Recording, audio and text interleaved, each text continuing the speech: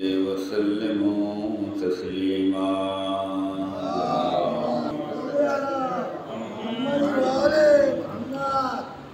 بسم الله الرحمن الرحيم الحمد لله كما هو واحد وهو الأول والآخر والظاهر والباطن وهو العلي العظيم والصلاة والسلام على أشرف الأنبياء والمرسلين حبيب إله العالمين أبي القاسم محمد وعلى أهل بيت الطيبين الطاهرين المعصومين المظلومين ولعنة الله على أعدائهم أجمعين من اليوم إلى قيام يوم الدين آمين يا رب العالمين. أما بعد فقد قال الإمام الصادق عليه السلام سلام الله وسلام الملائكة المقربين والأنبياء المرسلين وعباده الصالحين وجميع الشهداء والصديقين صلوات محمد.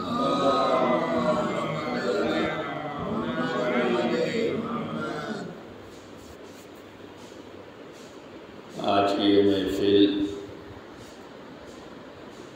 ولادت با سعادت حضرت مولا عباس علیہ السلام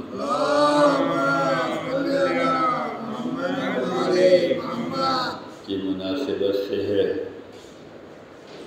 اور مند مومن کی خواہش تھی کہ یہ محفل کی جائے، لہذا یہ محفل کا انعقاد ہوا ہے۔ آج کا دن مولا عباس علیہ السلام کی ولادت کا دن تھا، بہت ہی مبارک اور پربرکت یہ دن ہے۔ اس دن سے ہمیں وعظ و نصیحت لینے کی ضرورت ہے۔ جس عباس کا علم اٹھاتے ہیں، جس عباس کا ماتم کرتے ہیں، جس عباس کی نظر رکھتے ہیں،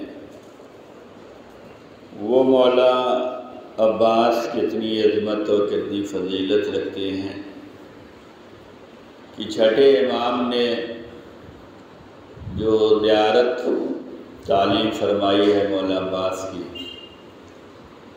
اس زیارت کے جملے کو اگر غور و فکر کیا جائے تو جناب عباس کی عظمت سمجھ میں آئے گی۔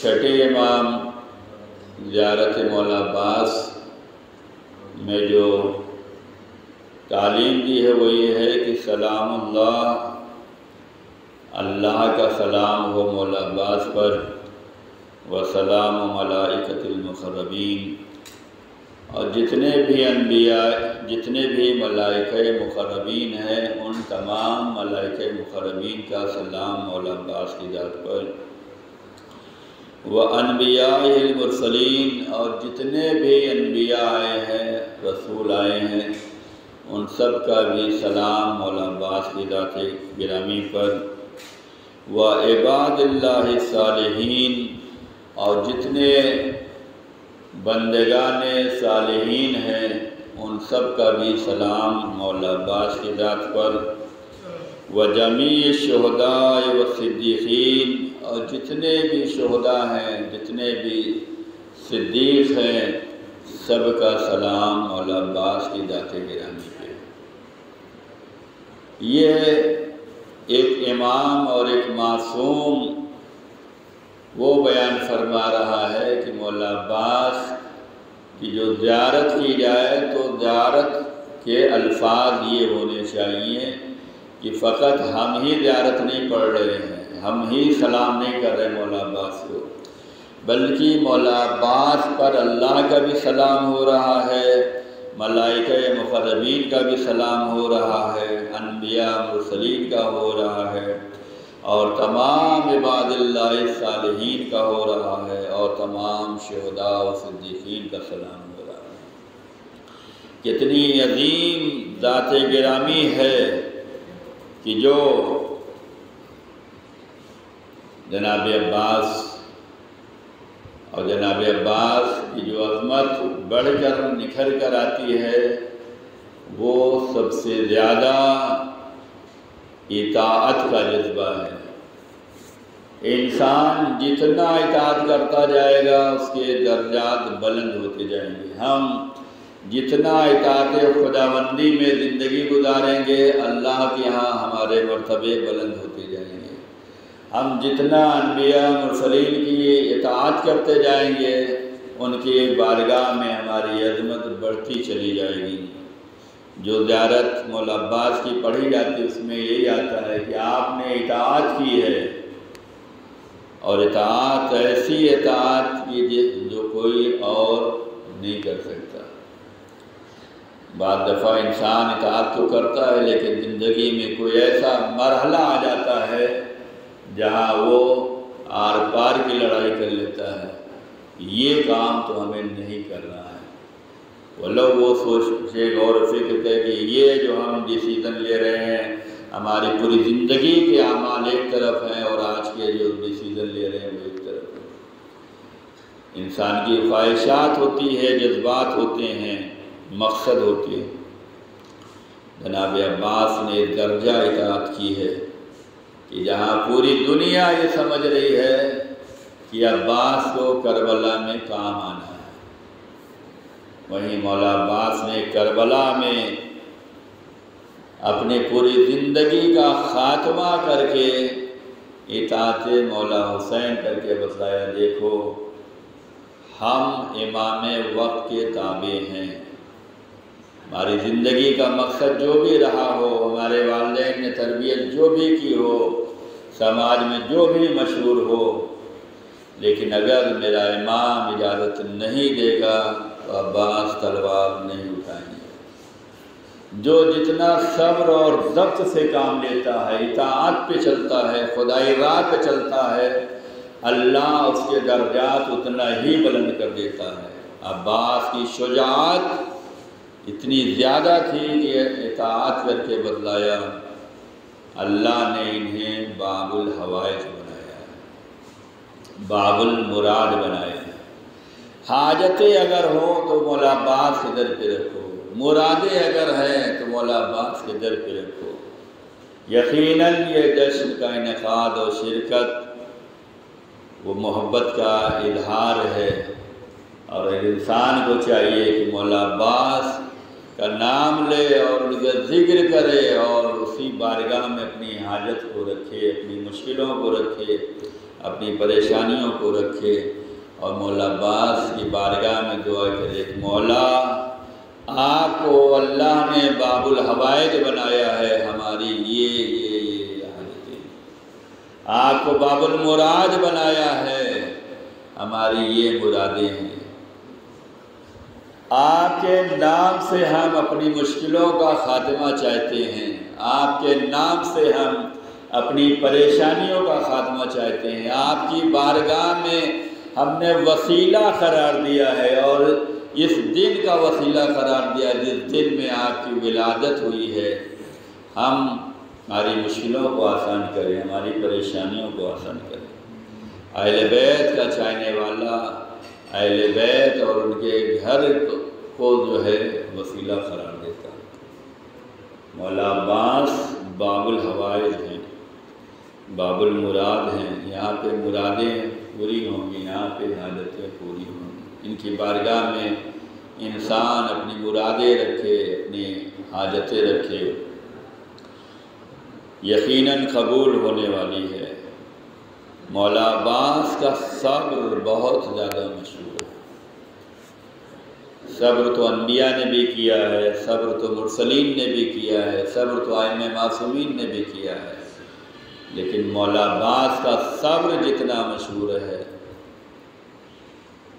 اور اطاعت جتنی مشہور ہے، اس صبر اور اطاعت ہی تھی جس نے جناب عباس کو اتنا بلند کر دیا، اتنا بلند کر دیا کہ باب المراد اور باب الحوائج بنایا۔ اور زیارتوں میں اطاعت، آپ کی اطاعت کو بھی بیان کیا گیا ہے، آپ کے صبر کو بھی بیان کیا گیا۔ واقعاً صبر کا مرحلہ بڑا دشوار ہوتا ہے۔ ایک انسان کے پاس قوت نہ ہو، اس کے بعد صبر کر لے جائے، یہ صبر اور ہوتا ہے۔ ایک انسان کے پاس پوری قوت ہو، پورا موقع ہو، پورا محل ہو، اس کے بعد صبر کرے، یہ صبر بڑا محال ہوتا ہے۔ مولا عباس جیسا شجاع کہ باپ نے جنگ صفین میں جو ہے اپنے لال کی شجاعت کو دیکھا ہے کہ علی کے ہوتے ہوئے عباس نے اس طریقے سے صفین میں حملہ کیا ہے کہ ہر ایک کی زبان پہ تھا کہ علی آ گئے میدان میں۔ فوجیں بھاگ رہی تھیں اور ہر ایک کی زبان پہ تھا کہ علی آ گئے۔ اور جب علی کی آواز سن کر باہر نکلے تو لشکر حیران ہے کہ اگر علی خیمے میں ہے تو یہ میدان جنگ میں کون ہے جو اس طریقے سے شجاعت کا مظاہرہ کر رہا ہے۔ علی نے اپنے بیٹے کو اس طریقے سے تربیت دی ہے، دیکھا ہے، شجاعت دیکھی ہے۔ ایسا شجاع جس پہ بابا کو بھی ناز ہے، بھائی کو بھی ناز ہے، پوری دنیا کو ناز ہے، ایسی شجاعت ہوتے ہوئے اگر عباس صبر سے کام لے رہے ہیں تو یقیناً صبر کی یہ معراج ہے، صبر کی یہ انتہا ہے۔ یہی وجہ ہے کہ مولا عباس کی زیارت میں آپ کے صبر کا بھی تذکرہ کیا گیا ہے۔ اور اس کے بعد عظمت مولا عباس یہ ہے کہ دعا جو زیارت میں آئی ہے وہ یہ ہے، لعن اللہ من قتل کا، جس نے آپ کو قتل کیا ہے، شہید کیا ہے، اس پہ بھی لعنت ہو۔ وَلَعْنَ اللَّهَ مَنْ جَهِلَ حَقِّكَ، جو مولا عباس کی حق کو نہ جانتا ہو اس پر بھی لعنت ہو۔ یہ جملہ بیدار کرنے کے لیے ہے، اہل بیت کے چاہنے والوں کو بیدار کرنے کے لیے ہے کہ مولا عباس کی معرفت سے جاہل نہیں رہنا ہے۔ ہمیں حق کے معرفت تو نہیں ہے، لیکن ان کی معرفت سے جاہل نہیں رہنا ہے۔ اگر ہم خدا نخواستہ مولا عباس کے معرفت سے اور ان کے حق سے جاہل رہے تو امام کی زبان سے نکلے ہوئے کلمات ان لوگوں پہ بھی لعنت ہوگی جو مولا عباس کے حق کو نہیں جانتے ہیں۔ یعنی اطاعت امام کا مرحلہ ایسا انجام دیا ہے، صبر کا مظاہرہ ایسا انجام دیا ہے کہ اب کوئی بھی ایسا نہ ہو جو مولا عباس کی حق اور معرفت سے جاہل رہ جائے۔ یعنی ان سے سیکھنے کی ضرورت ہے۔ صبر کیسے کرنا ہے مولا عباس سے سیکھو، اطاعت کیسے کرنی ہے مولا عباس سے سیکھو۔ اور اگر تم نے حق عباس ادا نہیں کیا، حق معرفت عباس ادا نہیں کیا، جاہل رہے تو اللہ کی لعنت ہوگی۔ لعن اللہ من جہل حق کا، اس پہ لعنت ہوگی۔ امام فرما رہے ہیں اللہ کی لعنت ہوگی۔ امام کہ کوئی کلمات عبث نہیں ہوتے، فالتو نہیں ہوتے، بیکار نہیں ہوتے۔ امام جو کہتا ہے وہ خدا کی جانب سے یہ جملے ادا ہوتے ہیں جو امام ادا کرتا ہے۔ اگر امام نے کہہ دیا مولا عباس کے حق کو پہچاننا پڑے گا، مولا عباس کے حق کو سمجھنا پڑے گا، مولا عباس کے حق کی تعلیم لینا پڑے گی۔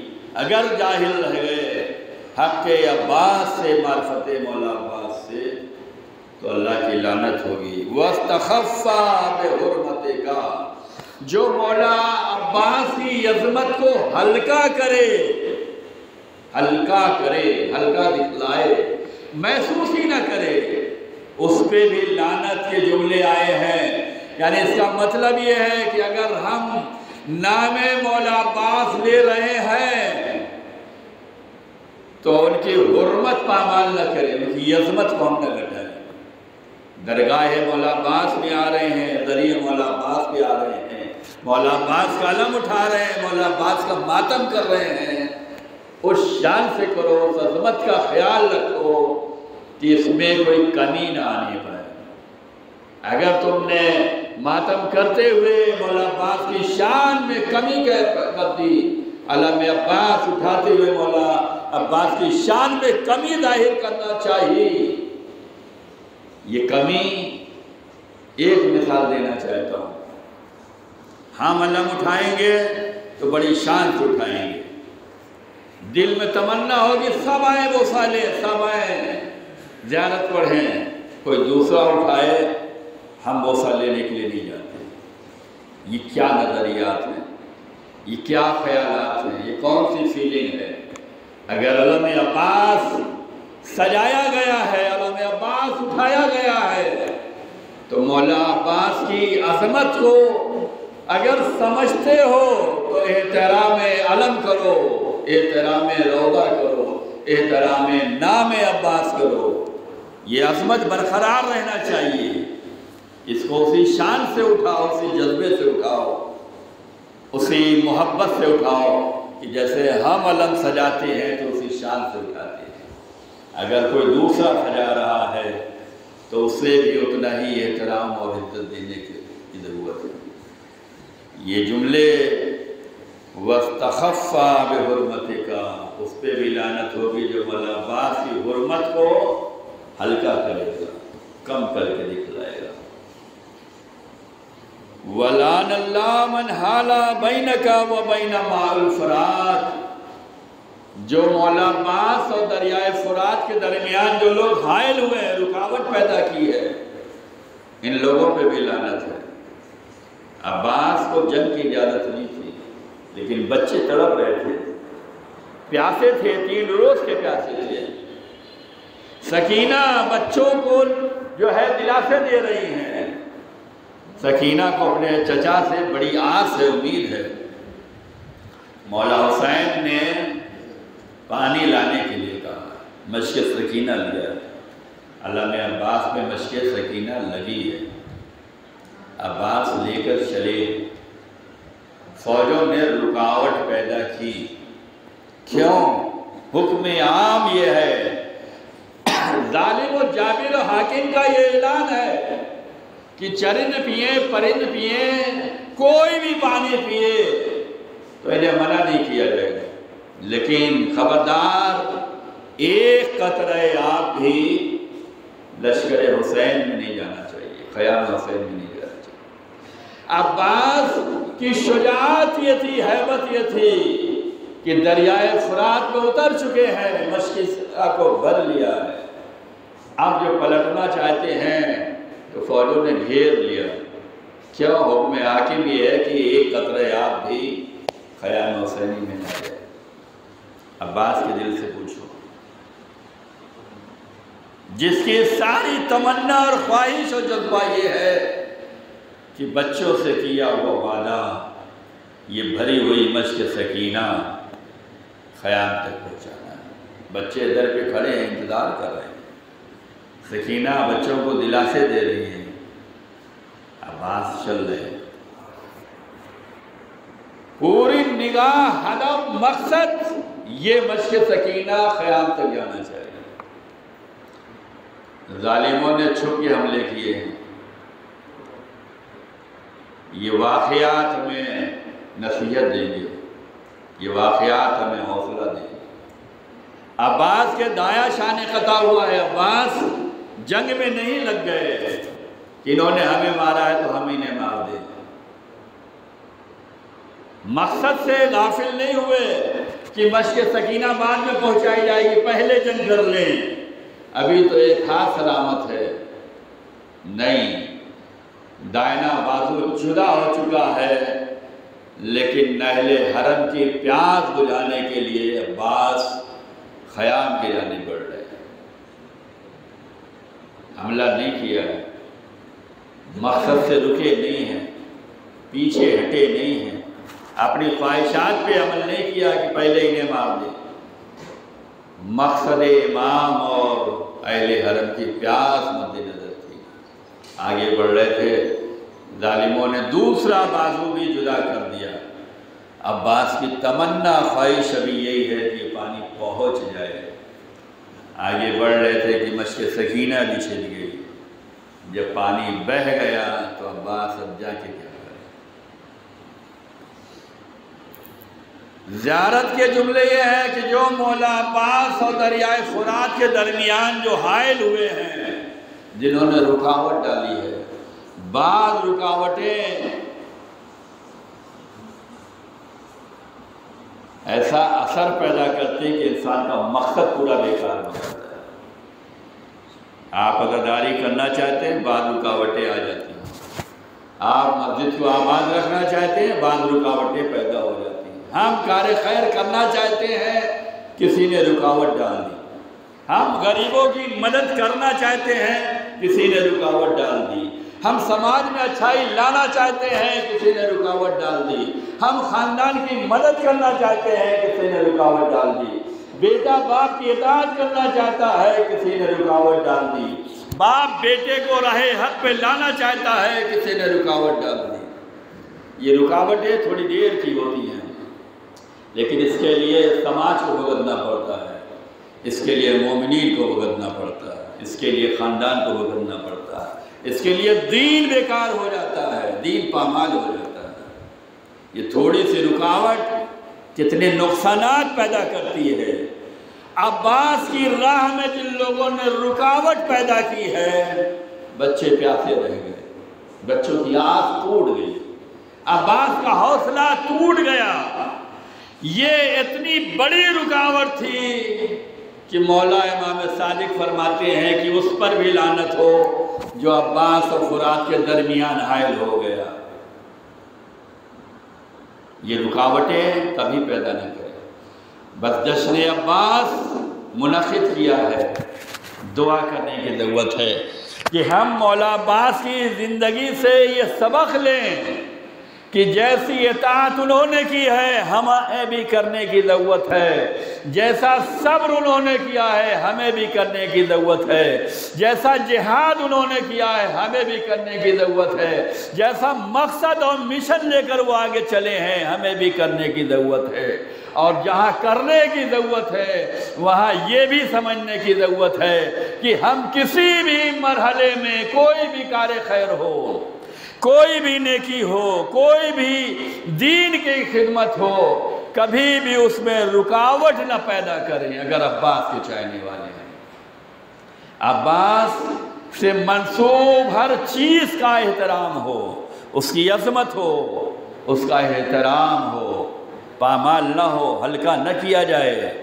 نام عباس پہ اگر جشن ہے تو اس احترام کو برقرار رکھا جائے۔ نام عباس پہ اگر حاضری ہے، نیاز ہے، تبرک ہے، تو اس کا بھی ہمیں احترام کرنے کی ضرورت ہے۔ مولا عباس سے منسوب ہر چیز کو ہمیں عزت و احترام کے ساتھ دیکھنے کی ضرورت ہے۔ خدا کی بارگاہ میں دعا ہے کہ پروردگار مولا عباس کو تو نے باب الحوائج بنایا ہے، تمام مومنین کی حاجتوں کو پورا فرما۔ پروردگار جو پریشان حال ہے ان سب کی پریشانیوں کو دور فرما۔ پروردگار مومنین کی جو بھی جائز حاجتیں ہیں ان کو پورا فرما۔ پروردگار ہم سب کی جان مال عزت آبرو کی حفاظت فرما۔ ہر میدان میں کامیاب عزت آبرو نصیب فرما۔ حاسدوں کے حسد سے، مکاروں کے مکر سے، دشمنوں کے شر سے ہم سب کو محفوظ فرما۔ پروردگار جہاں جہاں شیعان دے قرار محبان البیت عزادار ہیں ان سب کی جان مال عزت آبرو کی حفاظت فرما۔ روضہات مقدسہ کی حفاظت فرما۔ پروردگار اہل بیت کے چاہنے والوں کو کامیابی عزت آبرو نصیب فرما۔ دشمنان اہل بیت جہاں جہاں جس شکل و صورت میں ہیں ان کو ان کے مقصد میں ناکام و نامراد فرما۔ پروردگار ظہور امام میں تعجیل فرما۔ ہم سب کو امام کے خادم و ناصروں میں شمار فرما۔ اپنی حاضری کی قبولیت کے لیے، مرحومین کی مغفرت کے لیے، دعاؤں کے پورا ہونے کے لیے آواز بلند صلوات پڑھتے ہیں۔ اللہم صلی علی محمد